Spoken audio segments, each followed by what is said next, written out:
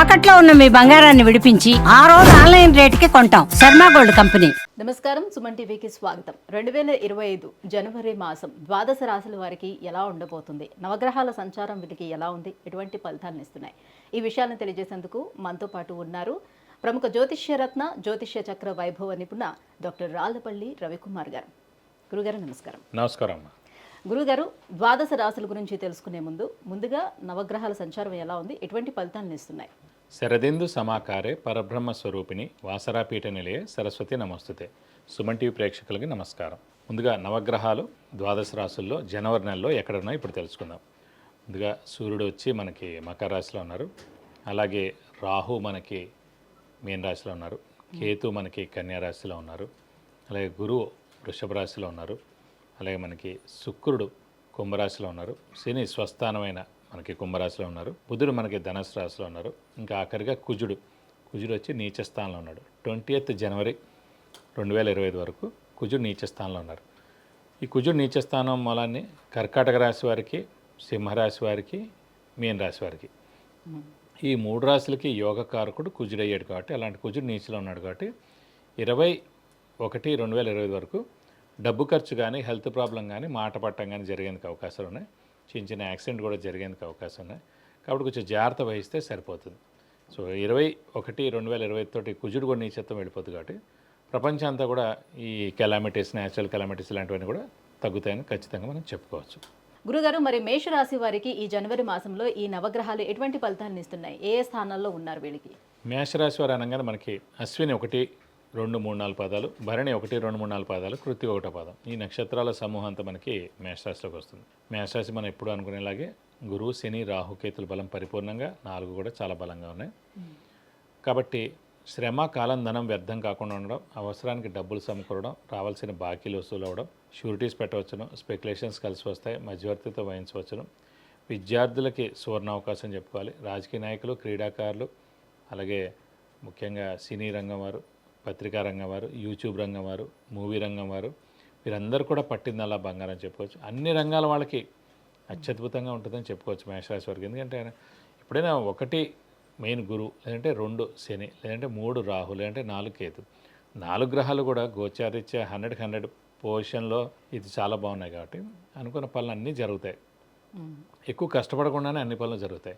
ఎందుకంటే కొంచెం ఈ మేషరాశి అధిపతి అయిన కుజుడు ఒక్కడు కొంచెం జనవరి 20 తారీఖు దాకా నీచలో ఉన్నాడు కాబట్టి కొంచెం బాగా కష్టపడితే కానీ పనులు జరగవు.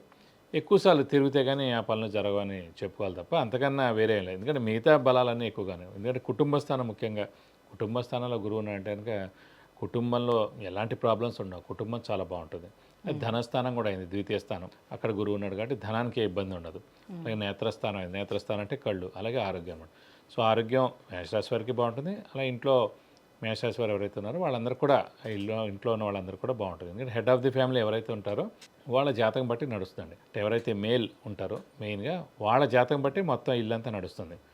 సో హెడ్ ఆఫ్ ది ఫ్యామిలీదే మేషరాశి అనుకోండి, సో వాళ్ళదంతా కూడా మిగతా వాళ్ళది బాగాలేపోయినా, మిగతా వాళ్ళకి అంటే వైఫ్ దేలు నడుస్తున్నా, పిల్లలది ఏమైనా అర్ధాష్టంశ నడుస్తున్నా, ఇంకో పిల్లది అష్టంశ నడుస్తున్నా, ఎన్ని నడుస్తున్నా కూడా మేజర్గా హెడ్ ఆఫ్ ది ఫ్యామిలీది ఎప్పుడైతే చాలా బాగుంటుందో దాన్ని బట్టి ఆధారపడి ఆ కుటుంబంలో అందరూ కూడా నడుస్తుందని చెప్పుకోవాలి. శని శుక్రుడు కలయిక వల్ల ఏమైనా ఇబ్బంది ఉంటుందంటారా? ఏముండదండి. శని శుక్రుడు కూడా లాభస్థానంలో ఉన్నారు. సో లాభాన్ని ఎప్పుడైతే లాభస్థానంలో ఎక్కువ గ్రహాలు ఉంటాయో లాభాన్ని చేకూర్చి పెడతాయి అన్నమాట. సో శని స్వస్థానంలో ఉన్నాడు, శుక్రుడు మిత్రుడయ్యాడు శనికి, అలాంటి వాడు లాభంలో ఉన్నాడు కాబట్టి చాలా బాగుంటుంది. ఫైనాన్షియల్ కూడా చాలా బాగుంటుందని చెప్పుకోవాలి. మకరంలో ఉండేటువంటి రవి ఎలాంటి ఫలితాలను ఇస్తాడు? అంటే మకరంలో రవి ఉన్నాడు కాబట్టి సాధారణంగా రవికి శనికి పడదు, కానీ ఇది నెల్లాళ్లే ఉంటాడు అక్కడ. సో నష్టమేం లేదు. సో అక్కడే 6, 8, 12 స్థానాల్లో అవ్వలేదు. అలాగే రవి నీచే అవ్వలేదు, శత్రుక్షేత్రంలో ఉన్నాడు, నష్టం ఏం చేకూర్చాడు. మామూలుగా మిగతా గ్రహాలు మెయిన్గా గురువు, శని, రాహుకేతులు బాగున్నారు కాబట్టి చాలా బాగుంటుందని చెప్పుకోవాలి. ఇక సంతాన పరంగా ఎలా ఉంటుంది గురుగారు? సంతానం పరంగా ఏంటంటే ముఖ్యంగా ద్వితీయ స్థానంలో గురువు ఉన్నాడు. ఎప్పుడైతే దైవబలం, దైవానుగ్రహం, గురు బలం చాలా బాగుంటుందో, గురువు అనే గ్రహం చాలా బాగుంటాడో ఆ రాశికి ఖచ్చితంగా సంతానం కలిగేందుకు అవకాశాలు ఎక్కువగానే. ఇప్పుడు కూడా ఏంటంటే ముఖ్యంగా మనకి మే దాకే ఉందండి సమయం మేషరాశి వారికి. సో మే లోపల కన్సీవ్ అయ్యారంటే కనుక ఖచ్చితంగా సంతానం కలిగేందుకు అవకాశం ఉంది. సో వాళ్ళ ప్రయత్నం చేసుకోవాలి, అవసరమైతే డాక్టర్ని కలవాలి, చిన్న పరిహారాలు ఏమంటే చేసుకోవాలి. ఎందుకంటే ఇప్పుడు ఈ సంతానం విషయం అంటే ముఖ్యంగా మటుకు ఖచ్చితంగా మే దాకే సమయం ఉంది.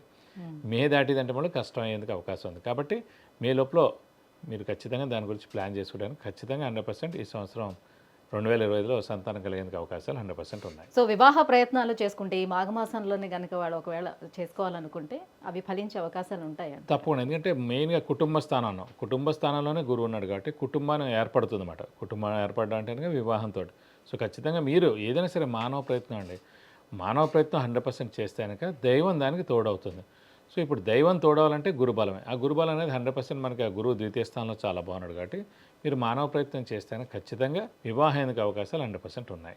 గురుగారు విద్యార్థులకి అలాగే వ్యాపారస్తులకి ఎలా ఉంటుంది? వ్యాపారస్తులకు మటుకు సువర్ణ అవకాశం చెప్పుకోవచ్చు. ఎందుకంటే ముఖ్యంగా గురువు ధనకారకుడు అయ్యారు ఎవరికైనా సరే. అలాంటి ధనస్థానంలో ధనకారకుడైన గురువు ఉన్నాడు కాబట్టి మనకి ముఖ్యంగా ఎక్స్పాన్షన్ చేసుకోవచ్చు, లేదంటే కొత్తది ఏదైనా పెట్టుకోవచ్చు వ్యాపారం.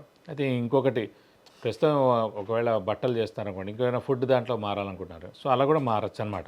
సో ఇది సరైన సమయం అండి. మీరు ఖచ్చితంగా మానవ ప్రయత్నం చేయడం, హార్డ్ వర్క్ చేయడం, మీకు సూట్ అయ్యేదండి. ఏదైనా సరే వ్యాపారస్తులు ప్రతి జాతకంలో కూడా ప్రతి గ్రహం కూడా ఒక్కొక్కటి సూచిస్తుంది. ఫర్ ఎగ్జాంపుల్ ఫుడ్ బిజినెస్ ఉందనుకోండి, అది చంద్రుడు కుజుడు చూస్తారు.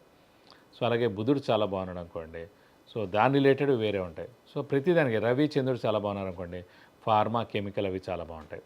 శని చాలా బాగుంది అనుకోండి, ఆయిల్ బాగుంటుంది. సో శుక్రుడు బాగున్నాడు అనుకోండి, సో ఇలా మూవీస్ అనుకోండి, యూట్యూబ్ రంగం అనుకోండి, ఇలా.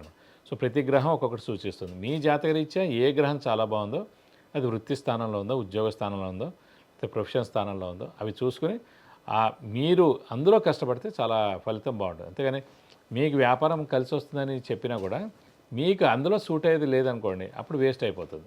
కాబట్టి ఖచ్చితంగా మన జాతకరీత్యా ఏదైతే సూట్ అవుతుందో అందులో మనం వెళ్తే కనుక తప్పకుండా రాణించేందుకు అవకాశాలు ఎక్కువగానే. అలా విద్యార్థులు కూడా సువర్ణ అవకాశం. ఎందుకంటే గురువు జ్ఞానానికి కారకుడు, అలాగే బుధుడు విద్యకు కారకుడు. కాబట్టి గురువు చాలా బాగున్నాడు కాబట్టి విద్యార్థులకు మటుకు ఈ ఏడాది ఖచ్చితంగా అంటే పోటీ పరీక్షలు అవనివ్వండి, కాంపిటేటివ్ ఎగ్జామ్స్ అవనివ్వండి, ఏదైనా గవర్నమెంట్ జాబ్స్ రాసే ఇది ఉందనుకోండి, అలాగే ఫారెన్ వెళ్ళాలనుకున్నా కూడా ఫారెన్ టూర్ కానీ, విజిట్స్ కానీ, అసైన్మెంట్స్ కానీ, అలా ఎవరైనా ఉద్యోగస్తులు కానీ, అలాగే చదువురీత్యా కూడా వెళ్దాను కూడా ఖచ్చితంగా రాణించేందుకు అవకాశం ఉంది. అలాగే నిరుద్యోగులు ఉద్యోగం రావడం, ఉద్యోగస్తులు ప్రమోషన్స్ రావడం, అలాగే ఉద్యోగస్తులకు నేమ్ అండ్ ఫేమ్ రావడం, బాస్ నుంచి మన్నన పొందడం, ఇవన్నీ కూడా ఖచ్చితంగా జనవరిలో జరిగేందుకు అవకాశాలు ఎక్కువగా ఉన్నాయి. మరి వీళ్ళు ఇంకా ఎటువంటి పరిహారాలని పాటించుకోవాలి? ప్రస్తుతం అయితే ఈ నెలలో మటుకు కుజుడు నీచలో ఉంటాడు కాబట్టి 20 తారీఖు దాకా కుజుడు సంబంధించింది ఏంటంటే ముఖ్యంగా సుబ్రహ్మణ్య స్వామిని పూజిస్తే చాలా మంచిది. అలాగే ప్రతిరోజు సుబ్రహ్మణ్య స్వామి అష్టోత్తరం చదువుకుంటే మంచిది. జనవరి నెల అంతా కూడా మేషరాశి వారు ముఖ్యంగా ప్రతి మంగళవారం ఉపవాసం ఉంటే చాలా మంచిది. ఎందుకంటే మేషరాశి అధిపతే కుజుడు అయ్యాడు కాబట్టి, అలాంటి కుజుడు నీచలో ఉన్నాడు కాబట్టి బాగా కష్టపడితే కానీ పనులు జరగవు కాబట్టి చిన్న చిన్న అనారోగ్యాలు కలిగేందుకు అవకాశాలు ఉన్నాయి కాబట్టి ప్రతి మంగళవారం ఉపవాసం ఉండడం, సుబ్రహ్మణ్య స్వామి అష్టోత్తరం రోజు చదువుకోవడం ఈ నెలలాళ్ళు. అలాగే వీలైతే సుబ్రహ్మణ్య స్వామి టెంపుల్కి వెళ్ళి 40 ప్రదక్షిణాలు ప్రతి మంగళవారం చేస్తానికి మీరు అనుకున్న పనులన్నీ తప్పకుండా నెరవేరుతాయి. విద్య, ఉద్యోగం, విదేశీయానం, వివాహం, వ్యాపారం, సంతానం, గృహం, ఐశ్వర్యం వీటన్నిటికీ సంబంధించి ఎటువంటి విషయాలు తెలుసుకోవాలన్నా కింద స్క్రోల్ అవుతున్నటువంటి నెంబర్కి కాల్ చేసి గురుగారి యొక్క అపాయింట్మెంట్ పొందవచ్చు. గురుగారు ఈ 2025 జనవరి మాసం మేషరాశి వారికి ఎలా ఉండబోతుందన్న విషయాన్ని తెలియజేసినందుకు ధన్యవాదాలు. నమస్కారం.